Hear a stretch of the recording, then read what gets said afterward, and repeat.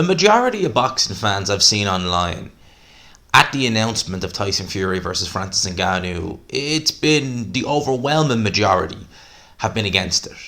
And people like me, Dell, Joe Stunner Boxing, and people like Hatman haven't made their video at the time of recording this yet. I assume they'll probably have it up by the time this is uploaded, because it's going up in the morning. But everyone seems to be singing off the same hymn sheet and correctly criticising Tyson Fury. And there is that small legion of fans who say that we're being, well, they love to use the word hate. I was going to say harsh, but the majority of them would just use the term hater, which is just such a silly saying, because it's implying that we actually hate Tyson Fury, which is not true. I've never met Tyson Fury. I don't know him from Billy the Jack. All I can say is from what I've seen of him, if you talk about him in the ring, he's a brilliant fighter. There's no ifs or buts. But outside the ring, he leaves a lot to be desired. He's not someone, just from what I've seen from him being on camera and how he's presented himself, he's not someone I want to particularly associate myself with. But, you know, that could be just how he's portrayed on camera. Behind the scenes, when the camera's away, he could be a different, complete person altogether. I don't know him. So to say that, you know, this is hate, it's just a word that people throw around now when, you know, someone puts an ounce of criticism on someone, whether it's just or unjust. It's just, you hating this guy. It's completely ridiculous. But Tyson Fury in this situation, he deserves 100% the criticism he's getting. He deserves it. This isn't just the fact that, you know, he blatantly ducked Alexander Usyk. That in more than a few fights that he's talked about having, you know, like Anthony Joshua, he's been shown as difficult to work with. He's made demands on contracts. He said, you have to do this, or has to be signed by this and date.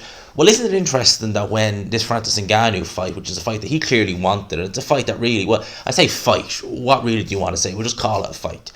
But we heard nothing about contracts. We heard nothing about back and forth. We heard nothing about that. We didn't hear anything about anything. It was just a simple, done. So we can do it. You can make it easy.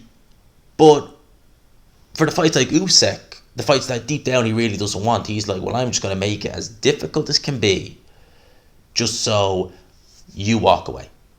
You know, imagine you are in a relationship and you just don't have the spine to dump that person, so you just become the most irritable, horrible person. So she just says, I've had enough, I'm out the door. Oh, don't leave. Sorry, yeah, she's left. All right, moving on. That's kind of what it's like. If I had to use an analogy, that's what it's like. And another reason why Tyson Fury, well, the main reason why Tyson Fury deserves the criticism, and he does deserve it, is because he talks about himself as being the greatest heavyweight, not just of this era, but of all time, which is a very, very big statement. And if you are claiming that you are the best heavyweight of all time, and again, that's self-proclaimed, right, from Tyson Fury, and a lot of his fans would say it as well, well, then you have to hold Tyson Fury up to the standards of the greats of yesteryear, who are also in that category, who claim, or people would claim, that they are the greatest of all time. Muhammad Ali, did he have an exhibition against Antonio Inoka? I think that's how you pronounce his name. Yes, he did. But when did he have it? I think it was 1977 or 79. It was the end of the 70s, when he'd already fought everybody. This is a guy who turned over in the 1960s, fought everyone in the 1960s, albeit weak division, but nevertheless fought everyone he needed to fight. Had a 3-year hiatus, actually, I think it was 3-year hiatus out of the ring over the draft. Came back, was not the same fighter, but still fought everyone. And at the time in the 70s, the heavyweight division was way tougher and way harder than it was in the 1960s. He still fought everybody. He fought everybody, all comers. Everyone. Contenders, left, right and centre, you named them. Jimmy Young, George Foreman, Joe Frazier, Ernie Schaefers, Ron Lyle, Ken Norton, Jerry Quarry. God, I'm probably forgetting names here, but he fought them all. He left no stone unturned. And again in the 60s, he did the same, right? He had however many, 17 more world title fights.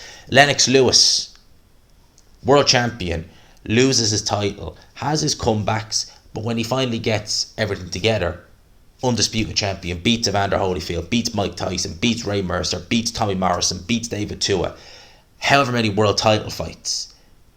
He has earned his right to be in that conversation for greatest heavyweight. Larry Holmes defended the title left, right and centre. World champion for many, many years, fought whoever he needed to fight. Mike Tyson had a lot of Larry Holmes leftovers. Larry Holmes deserves to be up there, right? Tyson Fury has had 6 world title fights. Treat him against the same guy. And in terms of contenders, he will have had one technical fight in the calendar year of 2023, and it's not even a real fight. So technically speaking, he's not defending. Well, he won't be defending that WBC title for over a year by the time he defends it next, if he even defends it again next, right? That's unheard of back then. If they didn't have an opponent to go after, well, they just fight a contender. And in Muhammad Ali's case, sometimes a dangerous contender. Tyson Fury wants to say he's the best. Well, there's contenders there. There's Zhilei Zhang, Andy Ruiz, Arslanbek Makhmudov, Yalalov, Frank Sanchez, who has been mentioning Tyson Fury's name. He's been calling Tyson Fury. But none of that, and he's highly ranked by the WBC, but none of that. Absolutely none of that. Right? And Frank Warren trying to spin this narrative that, Alexander Usyk, he's the one who's difficult to work with. Well, you got the Dubois fight over the line pretty easy, didn't you, Frank? Wasn't difficult to work with there now, was he? Spinning this narrative that, it's all Alexander Usyk, and it's all him. It's all... No. Tyson Fury, at the end of the day, I said it in the live stream, when he was talking about and kind of the retirement thing at the end of the Dylan White fight, that was one of those occasions where you did kind of take it a little bit more serious, because it did seem a bit more genuine than when he said it in the past. And, he's not doing anything about it. That, to me, was almost him kind of...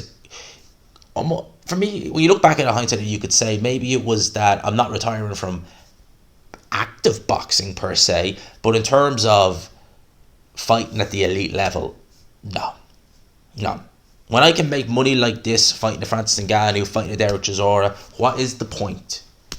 And, people would say, Floyd Mayweather, he had that farce with McGregor. It was a farce. But lest we forget, Floyd Mayweather had no title at the time, people. And actually, I did actually forget. I was mentioning the fact that boxers in the past, in a separate video, did do exhibitions. To be fair, a lot of those boxers who did exhibitions were actually doing exhibitions with fellow professionals. They weren't taking guys from wrestling, or obviously MMA wasn't a thing back then. They weren't taking guys like that and doing it. You people like Max Baer having like exhibitions, quote unquote, against contenders. So that's actually a fair point.